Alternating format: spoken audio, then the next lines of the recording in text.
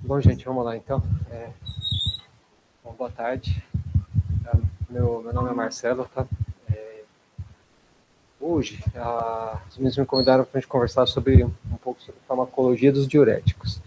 Então, assim, o foco não é clínica, é falar um pouco sobre as drogas propriamente ditas, tá bom? Então, vamos lá. Esses aqui são os tópicos que eu queria ir discutir com vocês. Um pouquinho dos padrões de uso de diuréticos nas UTIs como um todo.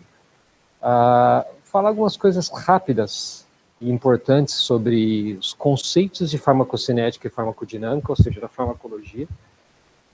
Um pouco da fisiologia tubular renal, a gente relembrar um pouco disso e falar dos diuréticos que a gente mais usa. A gente vai falar dessas 5 categorias, vírgula, um representante de cada uma. Vamos falar de 5 drogas, tá bom? Bom, isso aqui é o padrão básico de uso de diuréticos, pelo menos em uma UTI norte-americana, tá? Acho que todo mundo tem uma sensação aí do uso, mas assim, a gente vê isso como acontece, é interessante. Eu queria mostrar aqui para vocês, olha, preto é a porcentagem de pacientes que não usa diurético. E aqui no eixo X vocês estão vendo as categorias de pacientes na UTI. Então, os pacientes clínicos, cirúrgicos, pós-operatórios e doenças cardíacas, pós-operatórios cardíacos e doenças cardíacas são os que mais usam diurético. Tá?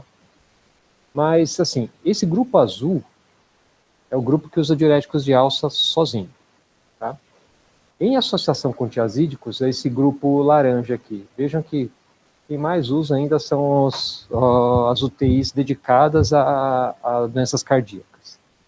E, bom, tiazídicos sozinhos estão aqui em vermelho isolados, tá bom? Então, isso aqui é um padrão por categoria de UTIs especializadas. Quando a gente fala da função renal, isso é uma coisa que parece intuitivo para a gente.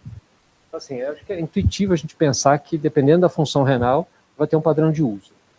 Então, vejam, quem tem a função renal normal, quase normal, o uso de diuréticos não é pequeno, de jeito nenhum, mas cai bastante. Tá? Conforme a função renal vai piorando, o uso de diurético vai aumentando, só que conforme ela piora aqui acima de 3 de creatinina, nessa UTI, pelo menos, foi diminuindo o uso de diuréticos. Possivelmente porque, se precisasse fazer balanços negativos, eu estava fazer terapia substitutiva renal. Bom, então falando aí sobre coisas rápidas e superficiais sobre farmacocinética e farmacodinâmica. Está escrito ali, mas todo mundo lembra do conceito de farmacocinética? Então, farmacocinética é isso aqui. É o que o organismo faz com a droga, no jeito bem grosseiro. Acho que um farmacêutico não ia gostar de escutar isso aqui. Mas é um jeito da gente lembrar superficialmente o que é. Então, uma vez que a droga é oferecida para o corpo, entra aqui, a gente vai ver para frente todos os passos, tá bom? A farmacodinâmica é o que a droga faz com o corpo. Quer dizer, quando ela chegou no ponto de ação principal dela, vai ser assim, posso afirmar para vocês que são pouquíssimas, se existe alguma droga que tenha uma só ação, tá? Então, uma vez que a droga chegou no foco de ação dela, vai ser o que essa droga vai fazer ali. Isso é farmacodinâmica. Então, farmacocinética é o que o corpo faz com a droga e farmacodinâmica, o que a droga faz com o corpo, tá bom? Bom, da farmacocinética, esses são os 4 pontos. Então, a gente oferece a droga para o corpo. Na farmacocinética, os pontos principais. Como ela é absorvida. Aqui tem a variável que chama-se biodisponibilidade. Então, assim, por exemplo, uma droga que é oferecida por via oral, ela tem uma biodisponibilidade de 70%. Quer dizer que, na média, 70% dela é absorvida, 30% provavelmente é perdida na via fecal ou outra via. Distribuição. Distribuição é um conceito importante para a gente ter, principalmente na UTI. Porque o volume de distribuição, ele varia muito de droga para droga. Ele depende de outras variáveis. E quais são? Basicamente, 1, solubilidade. 2, ligação proteica. Quando eu falo solubilidade, lembra que existe a permeabilidade para entrar no intracelular também, tá bom? Então, vejam. Uma droga que tem um volume de distribuição, assim, uma droga que só se distribui no sangue. Bom, vamos chamar a volemia de 5 litros, tá? Tem esses 5 litros para se distribuir. Faz sentido isso, certo? Se eu colocar alguma coisa nesse sangue que ligue essa droga, por exemplo, se fosse possível, colocar um carvão ativado dentro da veia do indivíduo. Vocês concordam que vai aumentar os locais que essa droga pode se ligar e se distribuir nesse compartimento? Então, que era sangue de 5 litros, se eu colocar um X de carvão ativado, vai aumentar bastante o volume de distribuição. Agora, substitui o carvão ativado por proteínas, por exemplo. Então, a ligação proteica é uma coisa importante para a gente. Tá? Se a droga sai do compartimento sanguíneo, a gente tem que pensar onde que ela pode se distribuir. Então, olha, vejam, uma droga que se distribui no sangue, livre, é uma droga bem hidrossolúvel, concorda? Uma droga que é extremamente hidrossolúvel e tem ligação proteica forte, ela vai ter um volume de distribuição sem sair do vaso que é enorme. Faz sentido isso? Tá. Agora, imagina essa mesma droga, ela é hidro e lipossolúvel. Ela sai do compartimento venoso, ocupa todo o tecido gorduroso e tem uma permeabilidade para o intracelular alta. O volume de distribuição é extremamente grande dessa droga. Faz sentido? Vamos pensar numa substância que a gente usa como droga, mas nem sempre ela é uma droga, propriamente dita. Gás carbônico. Gás carbônico tem um volume de distribuição monstruoso, certo? Assim, olha, existe estimativa, pelo menos vindo de cachorro, que para o nosso peso, um indivíduo normal de nós, chega até 120 litros de CO2 dissolvido no corpo. Contando sangue, quer dizer, no sangue a forma livre, dissolvida no plasma, na forma de carbonato, ligada à proteína, no osso na forma de carbonato, e no intracelular na forma de CO2 e outros sais também. Tá bom? Então, 120 litros. Um doente hipercápnico pode chegar até 180 litros. Olha, gente, isso é um indivíduo de 70 quilos. É muito volume de distribuição. Tá bom? Então, distribuição é importante. Quer ver só um exemplo? O que vem na cabeça de vocês uma droga que a gente usa com uma certa frequência na UTI, os cardiologistas usam muito, e tem um volume de distribuição alto, que você fala até, vamos impregnar o dente. Meldarona. Meldarona é lipossolúvel, ligação proteína forte, ela não é hidrossolúvel, certo? E o que é impregnar o dente com a meldarona? É ocupar todo o volume de distribuição, certo? Que quando a gente fala em impregnar, dá a impressão que a droga só vai ter ação depois que ela tiver um nível sérico alto. Isso não é verdade para a meldarona. O mais importante dela é ter ocupação no tecido cardíaco, certo? Então a gente pode ter um nível sérico talvez não tão alto, mas com ação já no pico dela, tá bom? Bom, então esse é o conceito de volume de distribuição. Aí vem o clearance, como essa droga vai desaparecer do organismo. E aí entram dois conceitos, né? Um é a excreção, de como essa droga é posta para fora, e o outro é o metabolismo. Lembrando que uma droga metabolizada não quer dizer que ela perdeu a ação. Às vezes ela mantém a mesma ação, às vezes ela mudou de ação. E droga que vocês lembram que tem um metabolismo, que a gente usa bastante aí para analgesia dos pacientes e frequentemente intoxica os doentes, a gente usa para tratar a dor e os doentes ficam sonolentos e com dor no final. Morfina. Morfina nos doentes com insuficiência renal, não é isso? Desculpa, com insuficiência hepática, né? E insuficiência renal também, né? É uma droga perigosa nesse sentido. Os glucuronídeos, que são os metabólitos da morfina, eles são de eliminação renal. Então, o doente com insuficiência renal, ele pode ter dor recebendo a morfina e ficar sonolento por causa dos glucuronídeos. Os glucuronídeos são hipnóticos, com pouca ação analgésica. Tá? Bom, então, o metabolismo e a excreção vão diminuir, quando a gente está falando de uma estrutura fixa, vão diminuir o que tem no sangue, o tecido que a gente está levando em consideração. Ainda na farmacocinética, quando eu falei para vocês de distribuição, isso aqui é um conceito importante a gente ter, que é o BDC, né, que é as classificações de uma droga em relação ao volume de distribuição. Então, ó, essas são as 4 classes. Quando a gente está falando dos diuréticos, que é o motivo de atenção nossa de hoje, a gente está falando de classe 4. São drogas que têm baixa solubilidade, baixa permeabilidade. Isso é verdade para todo solvente? Não. A maior parte dos diuréticos, diazídicos, diuréticos de alça, eles são altamente solúveis, por exemplo, em etanol, em acetona, mas isso não importa para a gente. Está falando aqui de água e gordura, então a solubilidade é baixa. Tá bom? Bom, vamos lá.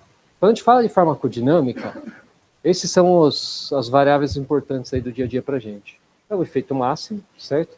A relação entre concentração e efeito, para a gente ter uma ideia da eficácia da droga, a sensibilidade à droga. E o EC50 é a dose para a gente ter 50% do efeito, e a LD50 é a dose para a gente matar 50% dos organismos que recebem essa droga. Isso é testado antes de vir uma droga para o comércio. E a relação entre o EC50 e o LD50 é o índice terapêutico. Quer dizer, índice terapêutico, quanto maior ele for, maior é a chance da droga trazer um benefício sem um malefício extremo. Tá bom? Bom, então falando um pouco aí dos dos diuréticos propriamente dito, vamos lembrar um pouco rapidamente sobre a fisiologia do... Olha, no final, a conclusão que a gente vai chegar é que todo diurético trabalha como salorético, quer dizer, aumenta a concentração de sal tubular. Quando eu falo de sal, basicamente é sódio. Tá? Então, já que a gente está falando de sódio, isso aqui é um gráfico interessante que ele mostra para a gente a capacidade de reabsorção de sódio e o consumo de oxigênio. Só lembrar que túbulo contorcido proximal, se a gente for pensar em densidade populacional, entre aspas, de mitocôndrias, onde a gente tem a maior densidade mitocondrial do corpo. Onde a gente tem um dos maiores consumos de oxigênio no corpo. É claro que depende do momento do dia, do momento que está se pegando isso. Tá? Diferente do coração, que é algo perene, com a taxa de extração muito alta de oxigênio. Tá? Bom, então, quanto maior a taxa de reabsorção, maior o consumo de oxigênio. Lembrando que uma das principais, não é só essa, mas uma das funções que mais gastam energia no nosso corpo é reabsorver sódio, tá bom? É uma das últimas que a gente vai perder. Isso, quando a gente vai falar de função de múltiplos órgãos, a gente vai voltar a falar sobre isso, tá bom? Bom, então vamos lá. Vamos começar aqui na trajetória. O fluido foi filtrado. Estamos aqui no túbulo contorcido proximal, onde tem a maior densidade mitocondrial aí do corpo.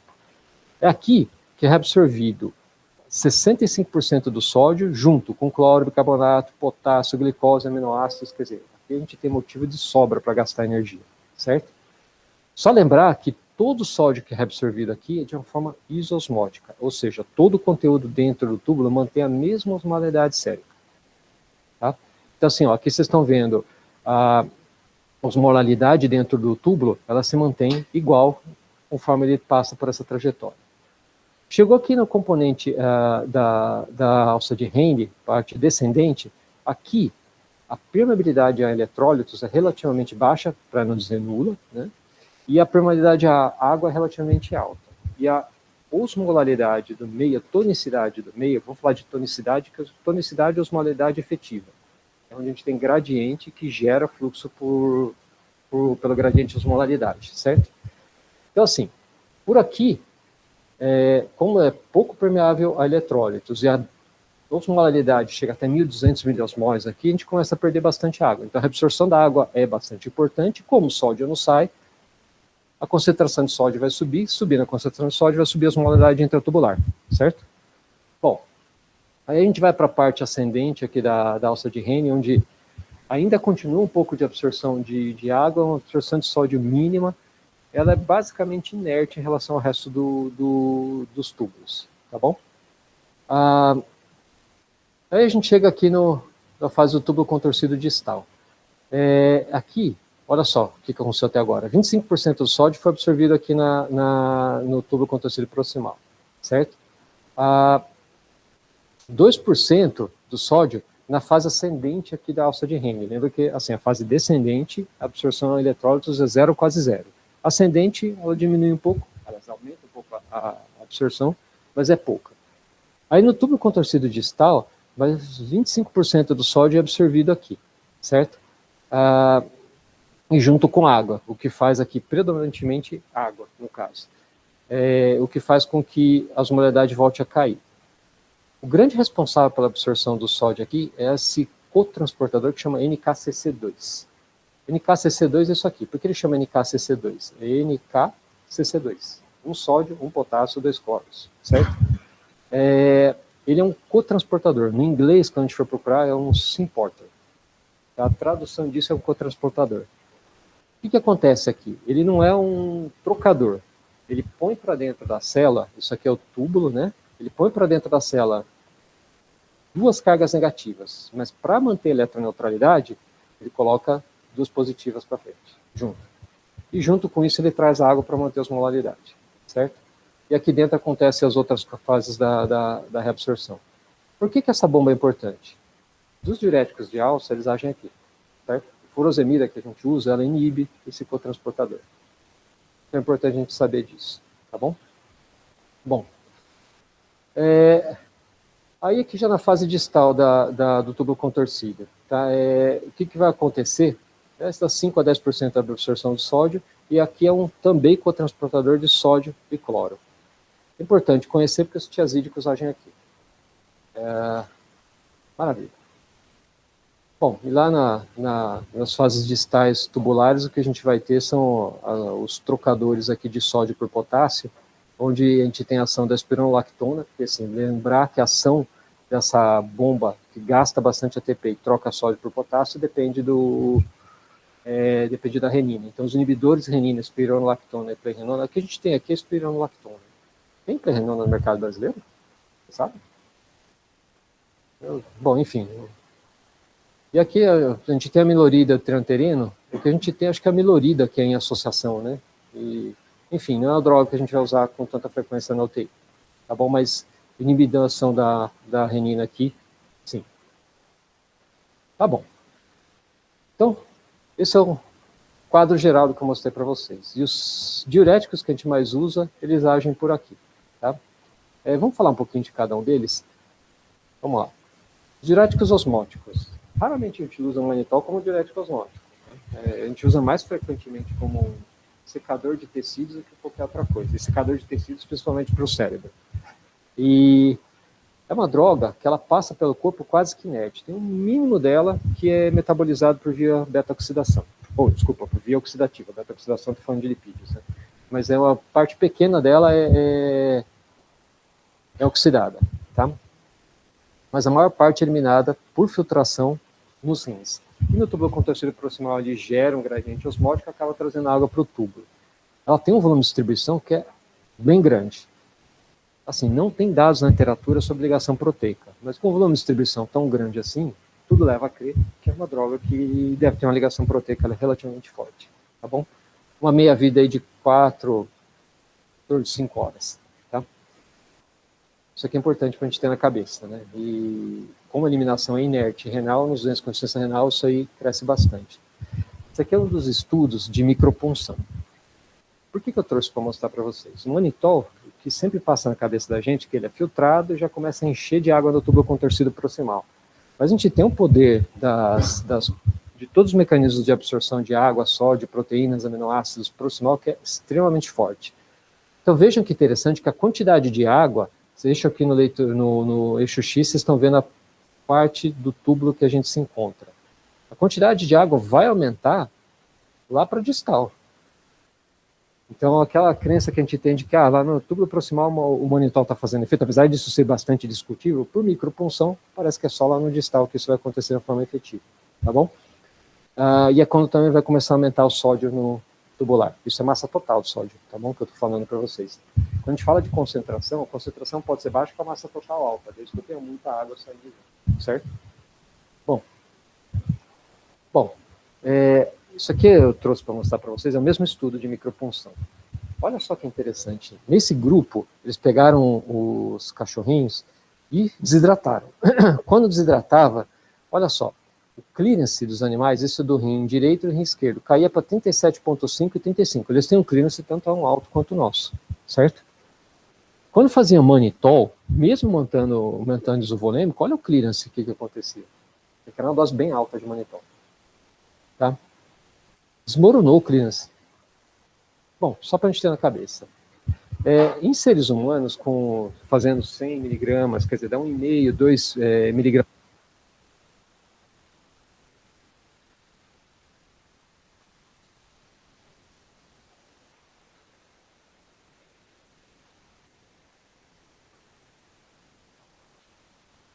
Desculpa interromper, mas cortou o som aqui para a transmissão.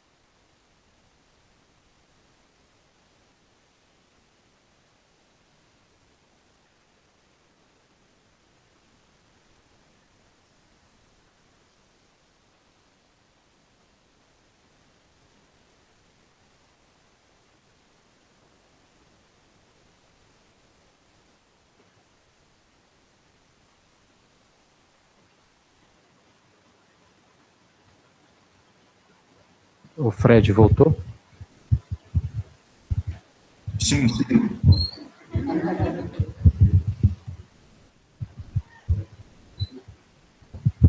Bom, enfim. Então veja que interessante. O manitol teve efeito em situações diferentes, espécies diferentes, em concentrações diferentes, opostas em relação ao clearance. Tá? Isso é uma descrição em seres humanos. Um homem de 71 anos, hipertenso com AIT, que internou, enquanto ele estava comatoso, resolveram fazer uma dose de 400 mg de manitol. A osmolaridade subiu de 327 para 367 e a creatina de 1,8 para 6,1. Essa aqui é uma das descrições fazendo essa inferência do uso do manitol como causa de insuficiência renal.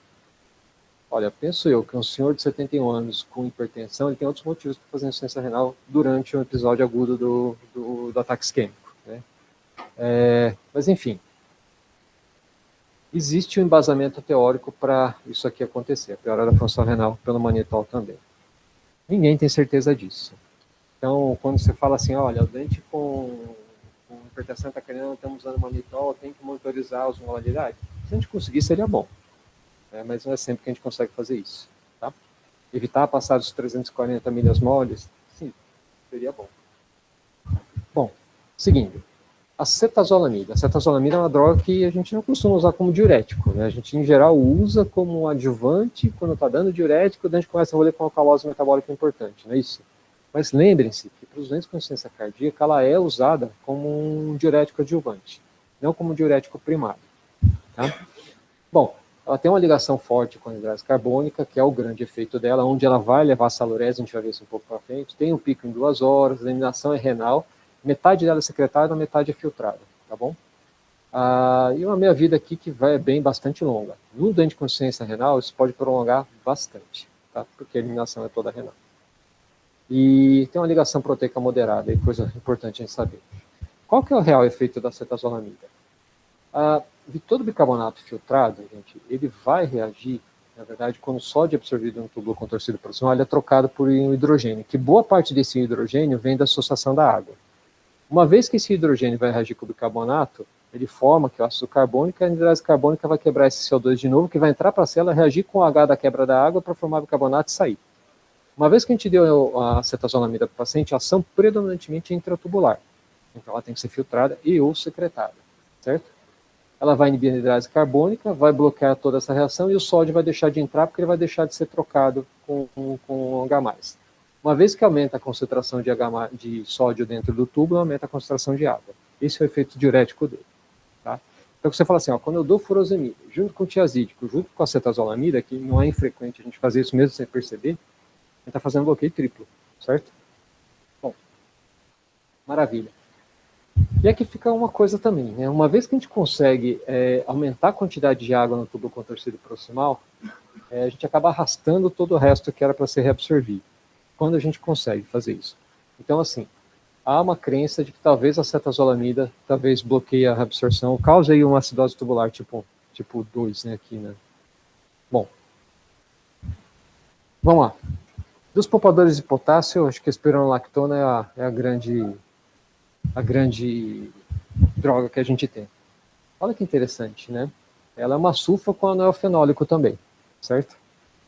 Olha, gente, até agora, esse único diurético que eu mostrei para vocês que não tem radical, que não tem enxofre na estrutura, foi o manitol. Então, vira e mexe, a gente tem um dente que vem com, sei lá, teve uma reação cutânea grave com bactéria. E fica todo mundo com medo de dar alguma outra sulfa junto. Qualquer diurético que a gente der vai ter sulfa, certo? Só para a gente lembrar disso. Eu não falei dos outros dois, mas os outros dois também tem. Tá? Bom, por que eu coloquei aqui o canrenoato? O canrenoato é um metabólito da espironolactona metabólico ativo, metabólito ativo. E ele é que, na verdade, até pouco tempo atrás, ele existia disponível no mercado. Tá? A espironolactona é metabolizado para o canrenoato. Só lembrar que o pico de ação roda em torno aqui da terceira hora, né? Nos doentes hipertensos, de 1 a 6 meses, na verdade, é esperado uma elevação de potássio, por exemplo, a inibição da troca de 0,35 milimoles. Nos doentes que com função renal normal, tá? Ou quase normal.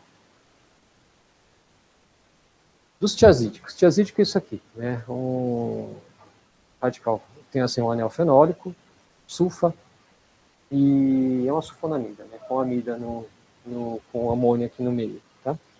Com nitrogênio aqui no meio. Então, só lembrando que é uma droga que tem todo o potencial de causar eventos adversos do ponto de vista de hipersensibilidade, entre aspas. Ó, gente, eu só queria chamar a atenção do site da FDA, dado de farmacocinética na literatura, mais de farmacocinética que farmacodinâmica. Não é fácil de encontrar, não, mas um lugar que a gente sempre vai achar, tem 2 sites. Um é o FDA, que eles colocam tudo que eles liberam, tem passo a passo de como chegaram nessa liberação, então tem os dados de farmacocinética, pelo menos existentes, e a maior parte não está publicada, porque foram eles que produziram antes de liberar. Tá? E tem outro site que chama Bank Drugs ou Drugs Bank, e também tem bastante dado de farmacocinética que você não acha em nenhum outro lugar. Tá? Bom, tiazídicos, então eles têm uma biodisponibilidade de 65% a 75%, ou seja, mais ou menos 35, 25% do que a gente ingere é perdido direto ali nas fezes. Tem uma hidrolipossolubilidade baixa, uma ligação proteica que é moderada alta, tá? E 95% é eliminado inerte na urina, e a maior parte por secreção, não por filtração. Quando eu falo de secreção, aí entra na complexidade do tubo contorcido proximal. Isso aqui é só para a gente ter uma ideia do número de transportadores que a gente tem no tubo contorcido proximal, principalmente de ânions. Tá? E um deles são esses OATs, que são os transportadores de ânions orgânicos. Esse OAT, basicamente OAT1 e OAT3, eles são os transportadores que trazem os tiazídicos e a furosemida do sangue para dentro do túbulo. Então, olha, aqui já vão matar 2 coelhos de uma vez só. Tanto a furosemida quanto os tiazídicos, eles são pouco filtrados. Se são filtrados, provavelmente são filtrados, mas pouco. Então, a maior parte da ação diurética deles tem que ser por via tubular e eles são secretados no tubo contorcido proximal, e não filtrados. Tá bom? Bom, e quem é responsável por trazer do sangue para dentro da célula e para fora, para o lúmen tubular, são esses transportadores de ânions orgânicos. Tá? Bom, então os tiazídicos, eles agem nesse cotransportador de sódio e cloro, que traz do lúmen sódio e cloro para dentro da célula junto com a água. Lembra que isso aqui dá mais ou menos ali 20, 25% da reabsorção total do sódio. Que não é pouco, mas... desculpa, aqui dá um pouco menos, né? Aqui dá em torno de 5 a 10%. 20, 25% era dos diuréticos de alça. Bom, está aqui ele exercendo o efeito dele de inibição do cotransportador. A furosemida, que eu acho que é a droga que a gente mais usa, né? Está aqui também, anel fenólico e um sulfonamida, certo? Estruturalmente, tem muito em comum com Bactrim, por exemplo. É uma droga que tem uma biodisponibilidade média, moderada, 50%. Vejam que daqui que vem aquele conceito de tudo que a gente usa de furosemida via oral, se for usar venoso, você usa metade, ou vice-versa. Você está usando X de dose venoso, você vai passar para via oral, coloca 2x, porque a biodisponibilidade é em torno de 50%. Tá? Média. Ela é pouco hidrolipossolúvel, ela faz um pico relativamente alto, né? E a ligação proteica é quase toda. Ela não é hidrossolúvel e a maior parte dela, quando cai dentro da circulação, é com ligação proteica, certo? 50% um pouco mais que isso, na verdade, é eliminada inerte na urina e uma boa parte reage com ácido glucurônico no rim também. Uma pequena parte no fígado, mas uma imensa esmagadora maior parte nos rins. Tá? Ó, gente, isso aqui é extremamente importante. Deixa eu fazer uma pergunta. Tem gente que faz furosemida, infusão contínua, junto com albumina. Faz sentido isso para vocês? Por quê?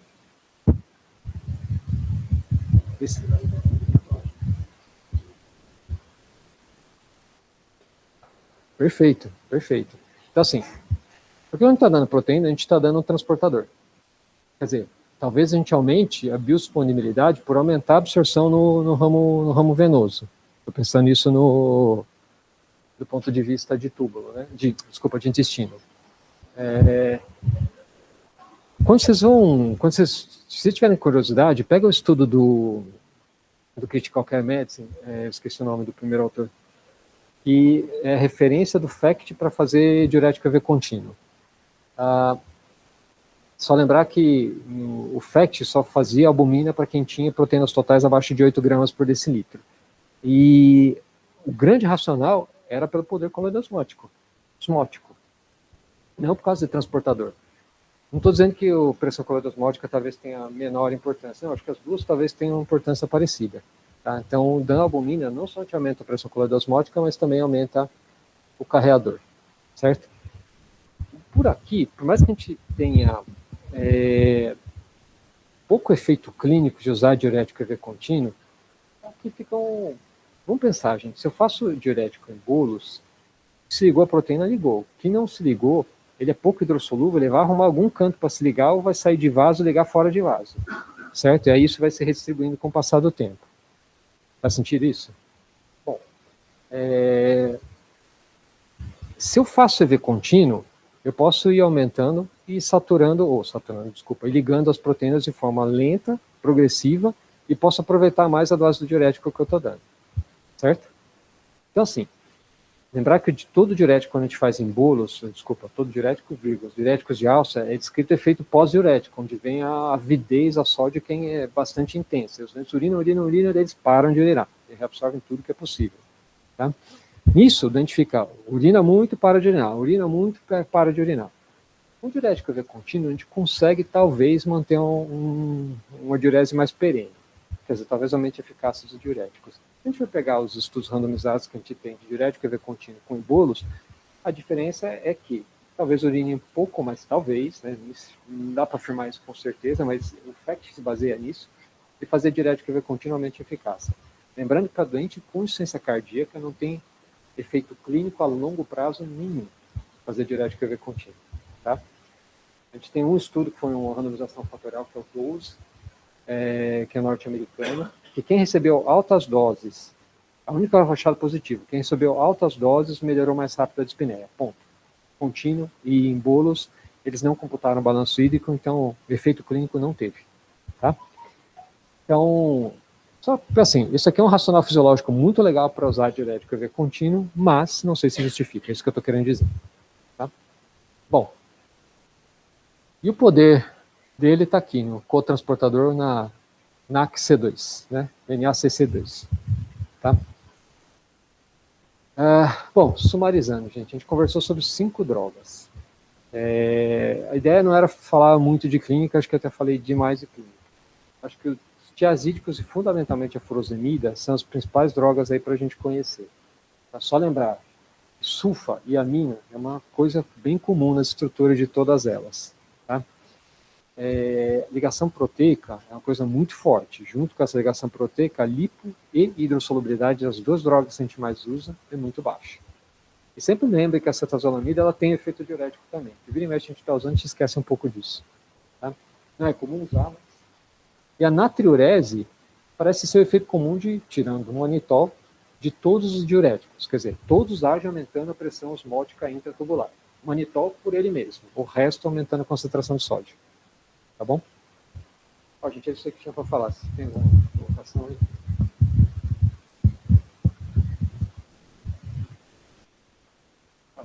Fala aí.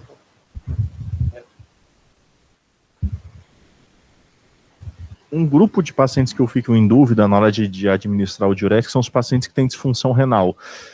Que, por exemplo, quando a gente vai dar furosemida no paciente que tem disfunção renal, aí talvez vou misturar algumas dúvidas, mas quando a gente vai dar furosemida, a gente usa doses muito mais altas do que a gente usaria habitualmente. Assim, a gente tem de orelhada aquela dose clássica que a gente faz de no máximo 200, que se não respondeu a 200, a gente deixa para lá que ele não responde. Queria saber se tem alguma coisa, algum estudo em relação a esse grupo de pacientes com disfunção renal em relação à dose, e também, na verdade, nos outros diuréticos, porque a furosemida a gente está mais habituado a usar, né? Então, normalmente a gente vai dar essa mega dose aí e ver o que acontece. Mas tiazídico, por exemplo, ambulatorialmente, quando a taxa de filtração glomerular está menor que 30, a gente não costuma dar porque não adianta, né? Então, se para os outros diuréticos também tem algum dado em relação a isso daí? Começar do talvez mais fácil. Bom, os tiazídicos, lembrar que assim, a apresentação luminal dela não é só por filtração, né? Talvez o componente principal seja secretório. Então, eles vão ter efeitos diuréticos, sim. Não sei se antihipertensivo, tá? Só que eles acumulam. Isso é uma coisa para a gente tomar cuidado. Quais vão ser os efeitos adversos? Isso é difícil falar alguma coisa, tá? Só desculpa, uma coisa que eu não falei que é importante, lembrar que o efeito de ototoxicidade, aguda / crônica, ele se dá com doses muito altas dos diuréticos de alça, da furosemida, falando especificamente. Assim, a forma mais relacionada à ototoxicidade é a forma livre, não ligada a proteínas. Então, um dos fatores de risco para a ototoxicidade talvez seja a hipoproteinemia, certo? Só que assim, o que a gente tem para o estudo randomizado é muito pequena a incidência. Mas voltando para as doses altas, as doses altas. Olha, cara, tudo leva a crer que existe um efeito teto que é baseado basicamente no carreador que é a proteína que vai levar, certo? Quanto maior a apresentação tubular, maior o poder diurético.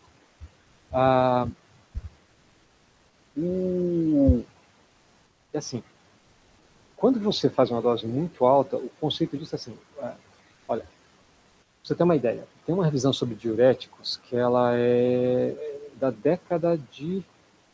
no começo dos anos 2000, do New England. Se você for ver, ele fala assim, com dose de 200 mg se atinge o efeito natriurético / salurético máximo, só que não tem referência. E ninguém mostrou o efeito teto de salurese, né? Só que assim, a salurese, ela depende de você ter um conteúdo filtrado, né? Então assim, a ideia de você fazer uma dose muito alta de diurético e parar por ali, parar para evitar efeito tóxico. Você fez um trial com a dose muito alta, você otimizou talvez a ligação proteica / apresentação, a secreção e apresentação tubular. O estudante não urinou, provavelmente o componente lá de cima, que é a filtração, ela deve ser pequena. Principalmente não adianta da droga que iniba a reabsorção de água, se não está tendo água no tubo, né? Eu acho que assim, o racional fica mais ou menos nisso. E dos tiazídicos, só tomar cuidado assim, que a gente vai dando e eles acumulam, né? Pior que assim, com doente com disfunção renal, a gente até acaba aumentando a dose, e só que eles acumulam. Qual é o real efeito que eles vão ter? X.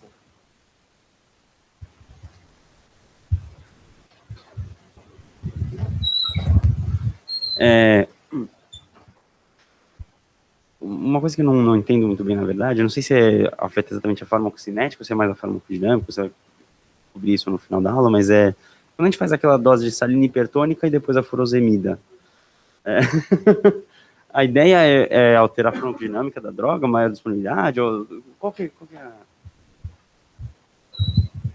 Assim, a ideia foi apresentada por dois italianos, né? O Giuseppe Licata, eu esqueci o nome do outro.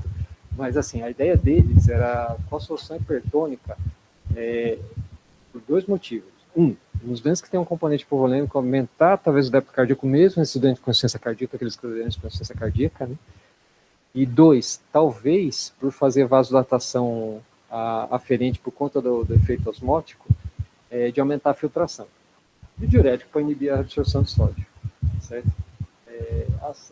Teoricamente, a ação é essa. No estudo deles, que é o unicêntrico, os doentes deterioraram menos a função renal ou mantiveram estável. Eles não melhoraram, mas pelo menos não pioraram que nem os outros. Tá?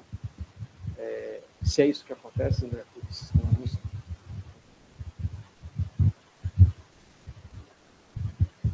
Faz algum sentido, né?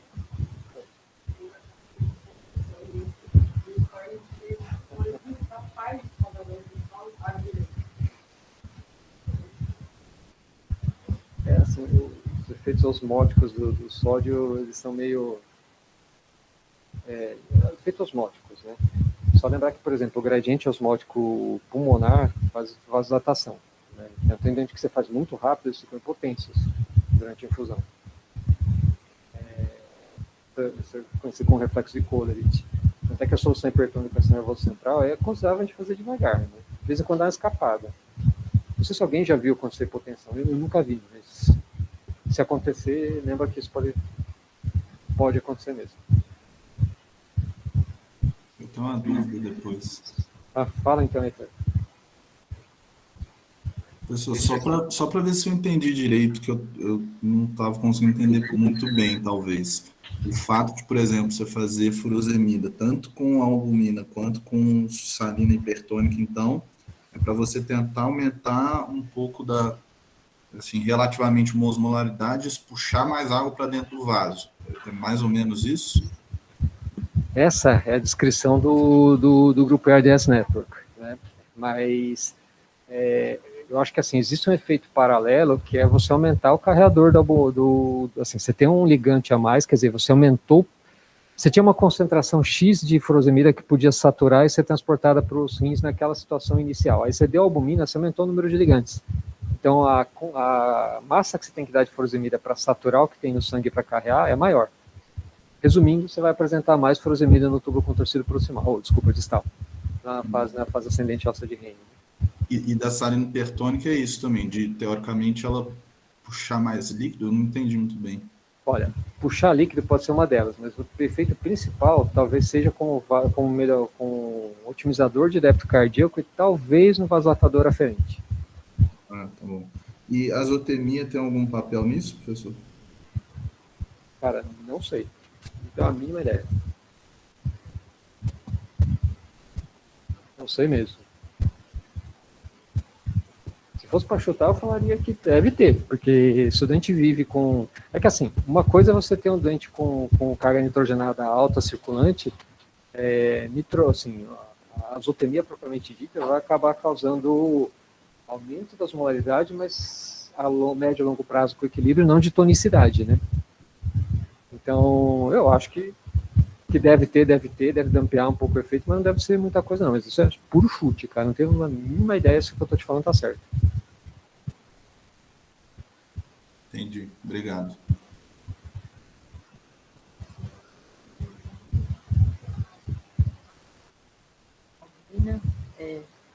Como é que vai apresentar mais pro renal? Se não é...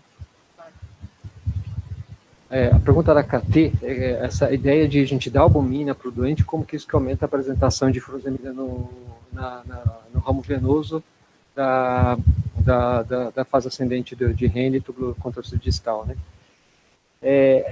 Assim, acho que a ideia básica disso você imagina o seguinte, você tem um doente que tem 4 gramas, tem 2 gramas por litro por decilitro, desculpa, de albumina.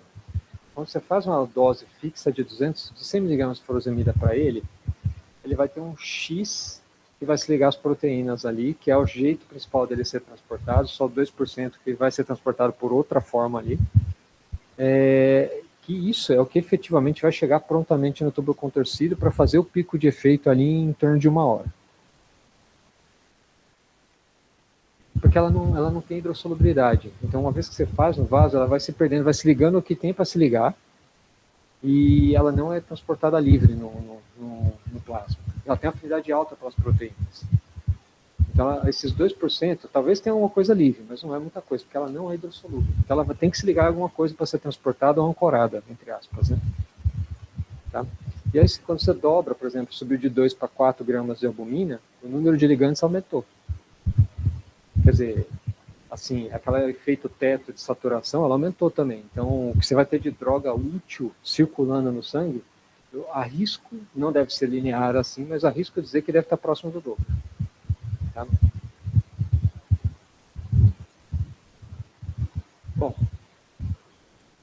Pessoal, tem só mais uma pergunta, pode fazer? Fala aí, cara. Da salina hipertônica, assim, porque teoricamente você está dando a mesma quantidade, proporcionalmente talvez até mais cloro para esse paciente. O cloro não teria um efeito antagônico ao do sódio nas arteríolas renais? Olha, não, porque a gente não está falando de carga, a gente está falando de pressão osmótica. Então, assim, teoricamente ele tem o mesmo efeito sódio, certo? Certo. Beleza, entendi. Bom, gente, chega, né? Vamos lá.